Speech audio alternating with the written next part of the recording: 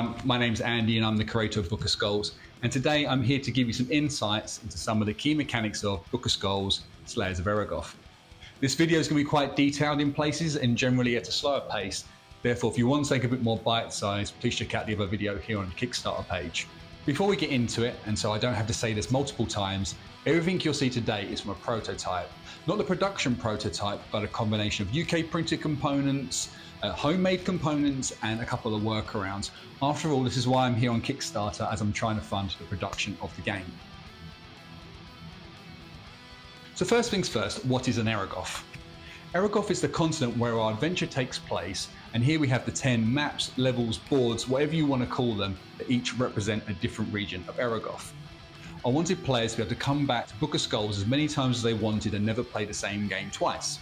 One of the ways of doing this was designing these regions as modular maps so they can be played in any quantity and any order.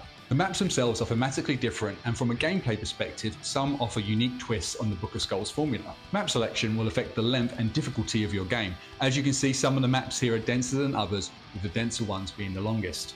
I've been keeping stats of every playthrough for the past couple of years now, and I found that on average, each map takes about an hour to an hour and a half to complete. However, the longer you play, the more bonuses you get, the quicker the maps go as well. So there are a few other factors that do come into it. In the Book of Skulls app, we also have a save state, which enables you to play a game over multiple sessions if needed. You can finish your game, save your information, and then pick right up from where you left off when you come back.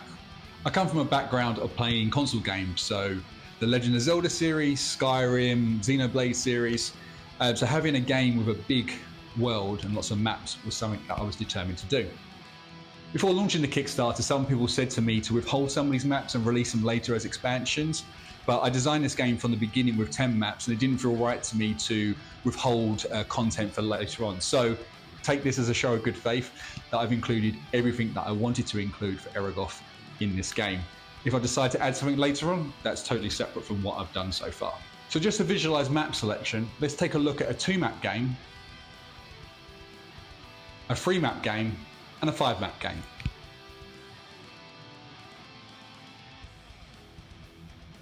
I won't go into the story detail now as I don't want to spoil anything, and plus there is a video as an introduction to the lore on the Kickstarter page. I did, however, think this was a good point to touch upon story, lore, and their inclusion. I designed the game in such a way that story and lore are actually optional for the players, and the game can almost work 100% independently of this element.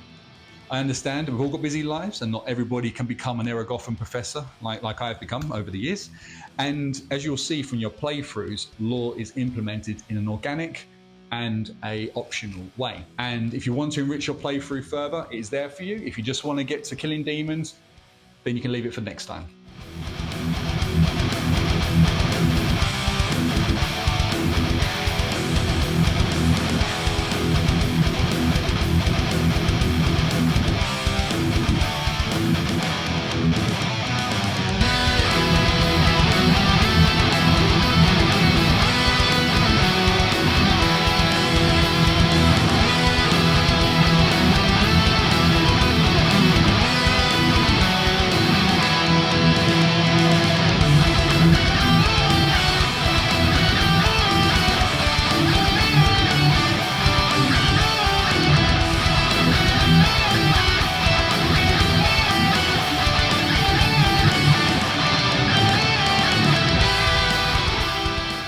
Book of Skulls is a huge dungeon crawling adventure where 2 teams battle to both save and destroy the continent of Eragoth. Teams can be defined as 1 versus 1, 2 versus 1, or 2 versus 2. At its heart, the game is a race to the finish, as players race across Eragoth to get their band of slayers from the start point to the location of the final boss called the Skeleton Witch and defeat him first.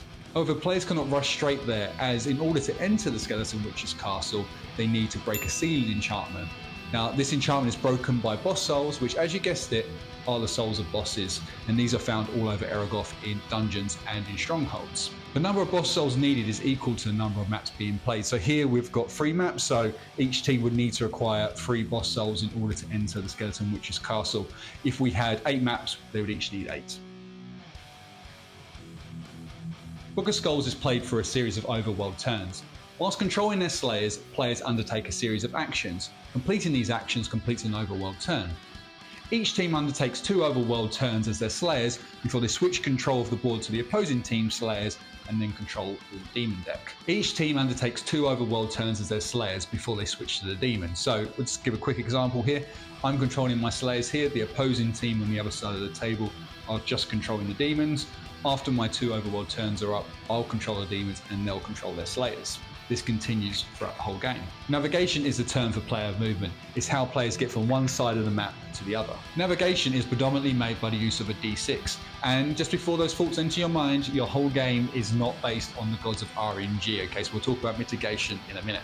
So to finish on what an overall turn looks like, here it is in steps. Step 1. At the start of the first overworld turn, Slayers draw 1 action card and 1 encounter card, leaving them face down. These are collectively called event cards, and 1 event card is used per overworld turn. Step 2. Slayers roll their d6 for navigation. Step 3. Slayers move their team standee by the number of squares based on the dice roll. Step 4. Slayers play an event card, either encounter or action. This then completes 1 overworld turn, rinse and repeat for the second. An overworld turn can be extended to a 5th step if the Slayers land on a landmark such as a dungeon, a colony or some kind of overworld event. This leads us to mitigation, which are broken down into 3 sections: by the rules, by the event cards and by the maps themselves. First up, there's a rule called Demon Eyes, and that's demon eyes, not demon eyes. But it kind of sounds like it.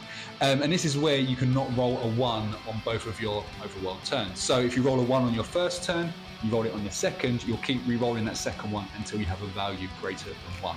Event cards can lead to a variety of outcomes. Some of these cards offer navigational bonuses, such as replacing your d6 for a d12, doubling your d6 rolls, and even bonus rolls. These cards can be held in hand and played later on. The art of playing these cards at the right time becomes part of your strategy.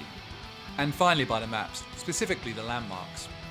Landmarks cannot be rolled past, meaning if a dungeon is 3 squares away and you roll a 6, you'll only move the 3 squares and into the dungeon.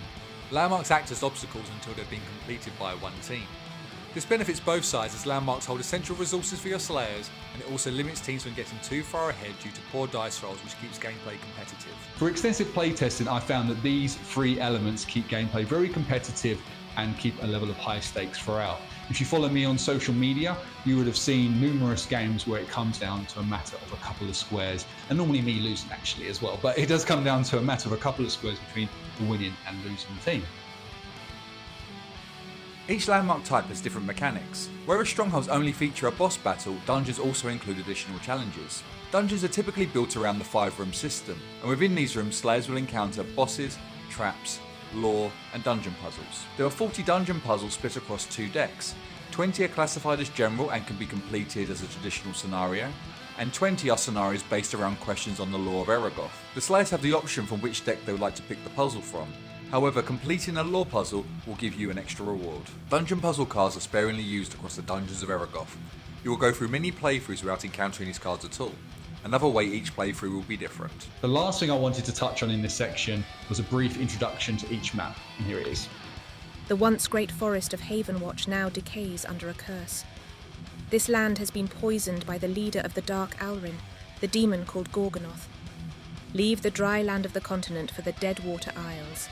Navigate between the islands by boat, but watch out for the monster that lurks in the depths. The River of Souls runs through the heart of the Death Marsh. Its torrent, thick with the souls of those lost in the region's decay, can send you to a new path. Strewn with the bones of the mighty dragons of the Second Age, the land is now under the rule of the cult of the Infernal Flame. Find and defeat their leader, the Shepherd of Fire. The land that houses the Mirror of Lightspell is now strangled by the power of the Skeleton Witch. He awaits you at the ruin of fading light as he toils against the mirror's enchantment. There is no way to change your path across the Iron Fortress. Do you hunt for boss demons in the north, test your mettle at the Arena of Suffering, or sneak through the demon camp in the south? Enter the realm of the Witch, a different plane of existence where the demonic power burns brightest. Portal from one island to another as you uncover the horrors that await. Skyhold, as close as a mortal can get to the heavens. Housing the heavenly door, Skyhold has been ravaged by the power of the Skeleton Witch and his demon hordes, a land of ice, frozen by a corrupted ruler of a past era. Under the shadow of the Wall of Death, Stormfrost's frigid land poses many dangers to travellers. A kingdom in turmoil, the three warring brothers that dwell in the strongholds have each been promised rule of the land by the skeleton witch. That is, if they can defeat the advancing slayers. The most important resource in Book of Skulls are demon coins. Whilst controlling their slayers, players will be earning demon coins as a reward for defeating demons. Players will then primarily use these demon coins as a summoning currency to summon demons when it's their time to control the demons. Gold is primarily earned from chests and from combat. It is then used by slayers at colonies to buy items or pay for services.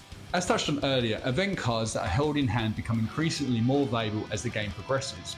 In addition to these cards, players will also be earning reversible buff and debuffs. Now the cool things about these cards is that, I'll come on this camera over here, is that on one side you have a buff, on the other side you have a debuff. So what I can do, I can apply it to my character and say this is damage up, so I can add an extra 20 damage to this character, or I could flip this and add it to an opposing character and give them minus 20 damage. And lastly, there are the items. There are a range of items across Eragoth, from either those which are procured at a colony, there's obtaining ore for the bows for the archers, and there's the powerful divine items which deal huge amounts of damage. Book of Skulls maintains a high threat level throughout. Whether it's from combat or terrain, danger lurks around every corner, so often good plan is key. I break the pillars of strategy into 3 sections, one being how you use your resources, 2, the route you choose to go across Eragoth, and 3, your strategies in combat. Now we're going to go into combat in a minute, so I'm going to leave that for the moment and just talk about the first 2 for now. For resources, something as simple as how many demon coins are you prepared to spend for each encounter. Do you go big and go for one level 4, whose power can rival that of a boss, or do you go for 4 level 1s, who may not last as many rounds, but their support-like traits can really cause slayers an issue, and believe me, I speak from experience on that. When it comes to choosing your path, you strategize both proactively and reactively, and this is where the beauty of modular maps comes in, as because you're mixing around the maps each game, there isn't an ultimately optimal route to take. As the optimal route in your first map may lead you to a more difficult area in the second or third map, therefore you will need to think further ahead. Reactively, if an encounter goes bad or you receive a high amount of damage from a terrain event, do you have a colony nearby, or a safe route until you can buy some potions? Is stopping at a colony now or later going to give the other team an advantage to get ahead? As you can gather from this, the reactionary part of your map strategy will come down to how your campaign is going. Combat is at the heart of Book of Skulls. With over 300 moves, or as the game calls it, arts, and abilities, and over 150 characters, there's a lot to master. However, the way the mechanics are implemented gives players with mixed abilities an equal chance at the start. When it comes to combat, I like to take inspiration from the famous Green Ogre and their metaphor on onions, as combat here is based on different layers. You'll find from your first few rounds you may be a little bit slow as you're picking all the pieces together, but I've seen it time and time again once players are through a few rounds to pick up the pace as they see how it all fits together. Slayers are the heroes and will be the constant in your campaign. The 4 you pick at the beginning of the campaign will be with you throughout, and unless defeated, will rid Eragoth of the evil that befalls it. There are 16 Slayers to choose from, and as you would expect from most RPGs and dungeon crawlers and games like this, is that they excel at a specific role in combat. We have the classic triad of attacker, healer, and tank. There's also summoners, shacklers, magic users, and there's some characters that are just like good all-rounders as well. Regardless of this, Slayers all sit under 2 headings. They're either a Magic Slayer or a Weapon Slayer. Now let's take a look at a couple now. We have Eragoth and Dio. Okay, so first up, here is Eragoth. I picked this character because I see him as being the most straightforward of the Slayers. He's pretty much got one use, and that is to deal a lot of damage, so I figure he's an easy example. Remember, at the start of your campaign, you're going to be picking 4 Slayers, so what you want to do is give yourself different options to cope with the demons and what they can throw at you. So each Slayer has 4 arts, and we're going to start at the top of the card with the Battle Art, which is a basic move that often deals a smaller amount of damage, and then depending on the character, there may be an additional criteria in order to execute. As you can see here, Eragoth's Battle Art called Shadow Striker will deal 50 damage, or an additional 50 damage if a 6 is rolled. So every time you use Shadow Striker, you'll be dealing 50 damage, or if you roll a 6 on a d6, you'll do 100 damage. In successfully executing your Battle Art, you will then increase the bar at the top of your Slayer's card. This is called the Rage Bar, and by increasing this bar, you're building a bonus, but more on that in a bit. In the middle we have a buff art. It's a status changing move, so whether that be evasion or healing, or in the case of Erathorn's Thunder Voice, it will grant him additional damage on his move called Doombringer. Now Doombringer is his power art, and a power art is a character's signature or special move. A power art will always require a D12 roll, and in case of Erathorn, Doombringer has the second highest criteria of the Slayers. By rolling a 9+, Erathorn will do 160 damage to his target. Now back to the Rage Bar. When the Rage Bar is full, that Slayer's power art criteria is reduced by 2, so in the case of Erathorn it goes from a 9 to 7. This can then be supplemented with Slayer abilities, both affecting the Slayers themselves or their allies, certain Slayer signature items, and buff cards reducing the roll criteria further. When executing the power art, if a 12 is rolled, this is called a Slayer Strike.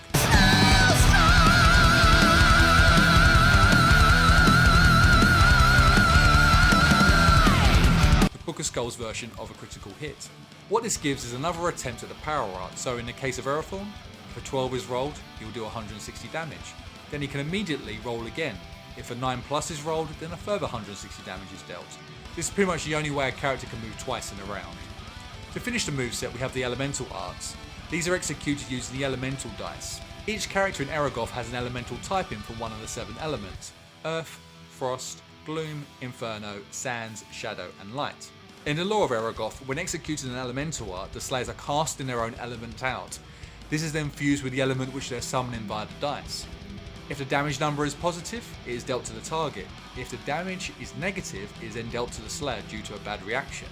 There is an elemental advantage, and in the case of Erathorn, Earth has advantage over Frost, resulting in the best damage output.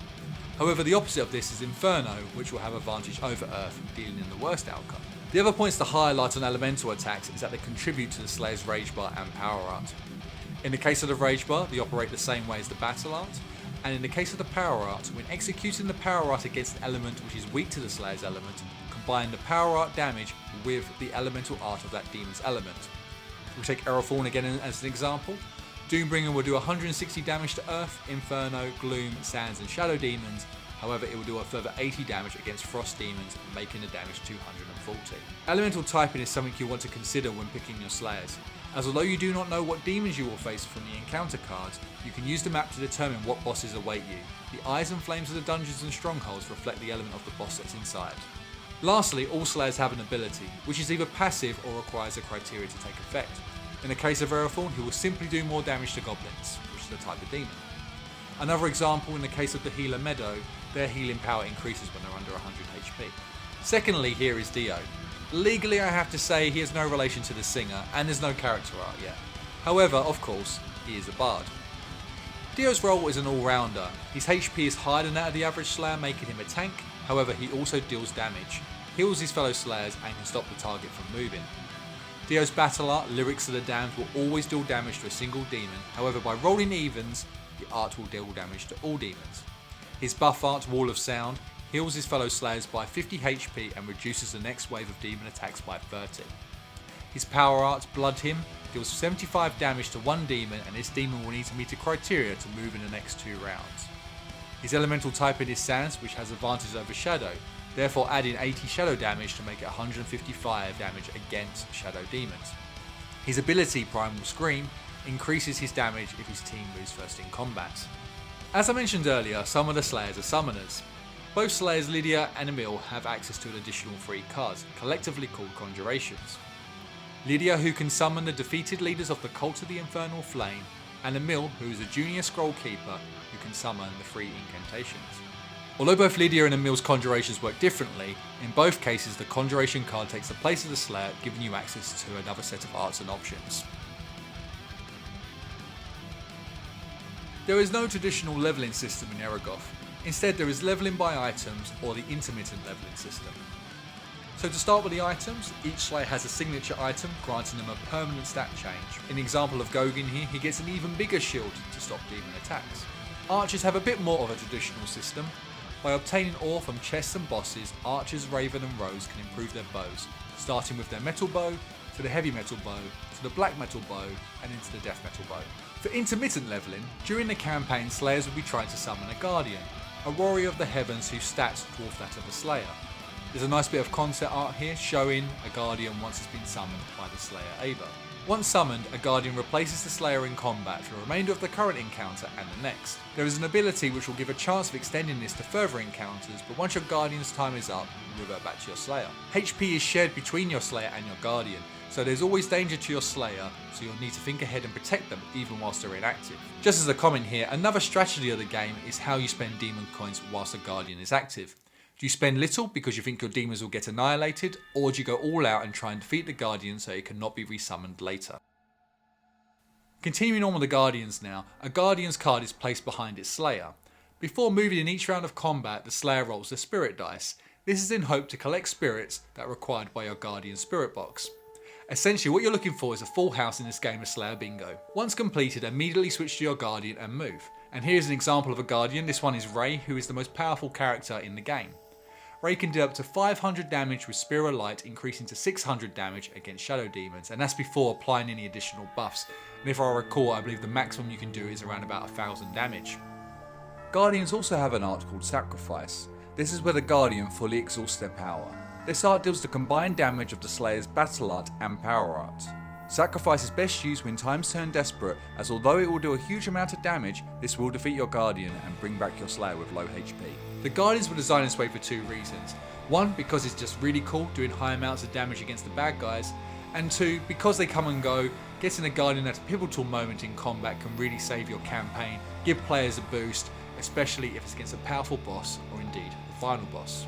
There is mitigation here again, as well as obtaining spirits, it's not all down to RNG. You also obtain spirits as rewards for completing certain activities and in colonies. Now to the demons. Whereas the Slayers are with you throughout the campaign, there's a huge amount of variety from the many demons you will encounter and summon, as they each have a unique moveset. Demons will either have 1, 2 or 3 arts. Let's take a look at a couple now from different ends of the spectrum. So to start, there's the Harvester, a level 1 Shadow Demon and one of the most straightforward in the game. Its only art is called Life Eater and is executed by simply rolling a d6. The value of this dice roll multiplied by 10 is dealt as damage to the Slayer. Therefore, if we roll a 4, this means 40 damage. The Harvester then adds the amount of damage dealt to its own HP as this art absorbs its target's life. What makes this character unusual is that it's one of only a couple of characters that can exceed its HP limit stated on the card, and you can see this from the icon next to the move on the card. On the other end of the spectrum we have Gorgonoth, a boss of the Cursed Forest, and in fact he is the one who cursed the forest. Gorgonoth has 3 arts and is a Frost Demon. Amputation will deal damage to all Slayers, however Slayers can potentially evade. Howl to the Witch enables Gorgonoth to summon an additional demon that was previously defeated in the campaign, and Deforestation, which will deal damage to all Slayers, additional damage to Earth Slayers, with a further additional damage to Earth Slayers via the Elemental Dice. He must really dislike nature. Picking another character at random now, and this is a boss called the Leopard Messiah. It has 3 arts and is a Gloom Demon. Its art Bow Down enables the Leopard Messiah to copy one of the Slayer's arts. The art Contribution steals demon coins from the opposing team and then adds them to your own Slayer's total. And lastly, Infection is a curse that runs through the whole team. To start, all Slayers are shackled and cannot move until the shackle is broken, whilst in the background, damage is dealt to a different Slayer each round. These are just a couple of examples picked at random, but as you can imagine, there's a huge amount of variety and challenge from the 120 demons you'll face. You'll never know who or what you'll be facing. As we went through earlier, demons are summoned into combat by the use of demon coins. Each level of demon costs a different number of demon coins, and the encounter types themselves have a cap to the number of demon coins that can be spent. Encounters such as boss battles and story-based encounters are free and do not require a demon coin spend. However, any encounter drawn from an encounter card always requires a demon coin spent. There are 2 types of these encounters, a standard encounter and a brutal encounter. In a standard encounter you can spend up to 6 demon coins, and in a brutal encounter you can spend up to 12, unlocking the powerful level 4 demons. However, in both cases only a maximum of 4 demons can be summoned at a time. Over the course of the 300 arts and abilities that are in the game, there are over 30 different effects that can be caused by them. I'm not going to get into all of them now because this video is going to get absolutely massive, so I'm just going to focus on 3 of them for now. Next to the arts on a character's card are what's called status emblems. These are cool visuals which help as a quick reference along with the physical status emblems. However, arts are to be understood as per the card's text. Damage is often dealt in the same round where the art was selected. However, there are what's called overtime arts, which are damage over time, curses, or action over time, and this is where the damage is dealt over multiple rounds. Shackle art stop characters from doing something they should otherwise be able to do. There are 9 different types of shackle, and just a couple of examples are a shackle which stop characters from moving completely, or there could be one which stops slayers from rolling their spirit dice and acquiring spirits for their guardian. To stop arts and characters from being overpowered, some arts feature a cooldown. A cooldown means a certain number of rounds need to pass before the art can be selected again. Lastly, we have summoning arts. This is where a character is summoned into combat either in place of the summoner, such as a guardian replacing the slayer, or an additional character, such as Gorgonoth's House of the Witch that I mentioned earlier. Slayer's actions in combat earn battle points that contribute to the team's battle bar. A max battle bar triggers a powerful 2-step team attack. Demon bosses also use their battle bar, resulting in added danger for the slayers and an extra option for the boss. A byproduct of the battle bar is that it naturally keeps gameplay moving during longer battles. Character sheets are used to keep track of key information such as character HP, demon coins, gold and inventory. The front is used to track Slayer HP and the reverse has a large free text area for tracking demon HP and other details as you need, such as working out dungeon puzzles. There are a number of these included with the game, and the design will also be available as a free downloadable PDF. If you want to go fully digital, you can also keep score by using the app. More on that later on. Okay, so we're back to our onion now, and I promise this is the last metaphor, right? I'm going to take the onion and put it into a nutshell. As you can see, combat is based on layers, and you're going to have all slayers, for example, affecting the battle bar. Each slayer is going to be affecting their rage bar. You're rolling your spirit dice each time as you're trying to get your guardian, and each slayer is going to be picking a move or an item each round. The same with the demons are going to be attacking as well. So now we're going to put everything that we've learned together and see what an overworld turn would look like. So at the start of my turn, I've got my encounter and action cards. Let's put them down there. Roll for navigation, I've rolled a 5. So I move my standee, 1, 2, 3, 4, 5. Let's just go down here. And then I have a choice of using my encounter or my action card first. Let's do the action. See what we've got. It's an Everlight Nebula. So this adds a single-use item which does 100 damage to one demon. So this will definitely come in handy later, I am sure. So that's done, and that's the end of my first turn. On to my second turn. Roll 2, 1, 2. Play my encounter card, which is a standard encounter. So this allows my opponent to spend up to 6 demon coins. Let's keep it really simple and say that they've summoned 2 level 1s. So we've got a Cultus Infernus, and we have an Eragoth. So the Eragoth is the Eragoth equivalent of a spider, but a pretty nasty spider at that. Then before combat starts, we have the option of using any buffs and debuffs. Now, from the example earlier, I've got this damage up. Level 1, let's apply it to Eragoth to add an additional 20 damage to any attacks. And then we go into rolling for initiative, which is called the aggressor roll. So I rolled an 11. Let's say the other team have rolled a 7, so I can go first. And because I've won the aggressor roll, I can then add some points as per the battle bar rules. So let's quickly run you through my team. I've got Ava, Erathorn, Rose, and Emil. Not the most apex team, it's just a team I picked at random, so there's no created cheat code going on here. And before Ava will be selecting her move, we'll be rolling the spirit dice. So I've rolled a symbol of Ram, which I actually have already got, but if I didn't have that, I'd be adding that to the card. And then I'm going to go for their move, Jewel Reaper. So I've rolled a 5 and a 2. So based on the tiered damage, that's going to give me 65 damage. And let's do that on Eragoth, bring them down from 100 to 35. And then because it's Ava's battle art, I'll be increasing my rage bar. And now that's max. So let's give the power art a try in the next round. Over to Erathorn. As I say, we've got damage up there as well. So let's first of all roll the spirit dice. I do not need that one. So let's try the move Shadow Striker.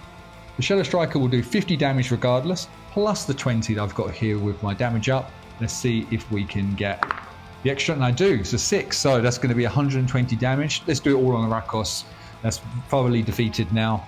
And for defeating a demon, we also earn some more points. Moving on to Rose. Roll for Spirit. Don't need that one. And now on Cultus Infernus, let's go with my base move Hunter.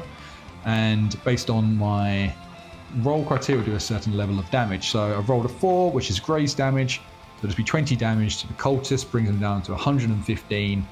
And I've increased my rage bar by 1 as it was my battle art. And then finally with Emil,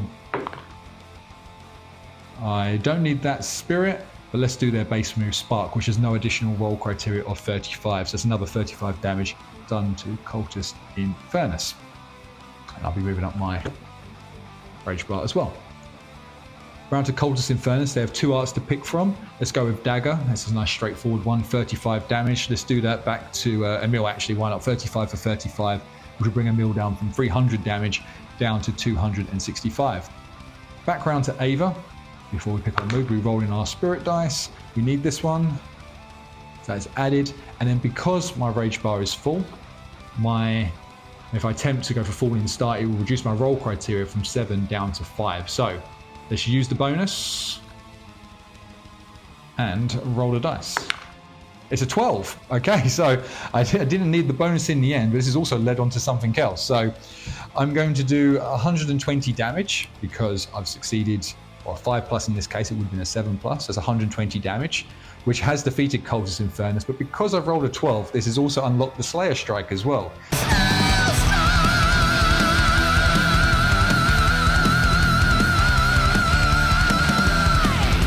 So let's go for it again, see if I get extra one. No, a 3 on the second attempt.